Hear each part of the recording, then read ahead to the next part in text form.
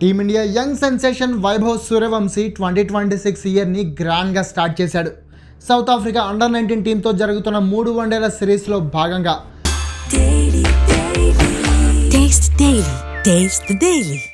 బెనోనీలోని విల్మూర్ పార్క్లో జరిగిన 2వ యూత్ వన్డేలో మెరుపు ఇన్నింగ్స్తో క్రికెట్ ప్రపంచాన్ని ఆశ్చర్యపరిచాడు.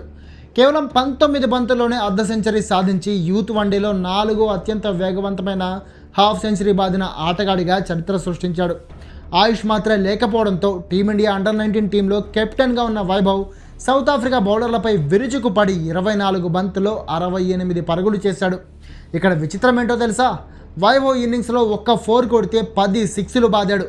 ఈ మెరుపు ఇన్నింగ్స్తో వైభవ్ సూర్యవంశీ యూత్ వన్డేలో భారత్ తరపున 2వ వేగవంతమైన అర్ధ సెంచరీ బాదిన రికార్డును కూడా తన పేరున లిఖించుకున్నాడు. అయితే లిస్టులో భారత్ నుంచి star wicket keeping batter Rishabh Pant టాప్లో ఉన్నాడు. 2016 అండర్-19 వరల్డ్ కప్లో నేపాల్పై ఢాకాలో పంత్ 18 బంతుల్లో హాఫ్ సెంచరీ బాదేశాడు. 8 ఏళ్లుగా ఈ లిస్టులో భారత్ నుంచి పంత్ ఒక్కడే టాప్లో ఉండగా ఇప్పటికీ ఆ రికార్డును ఎవ్వరూ టచ్ చేయలేకపోయారు.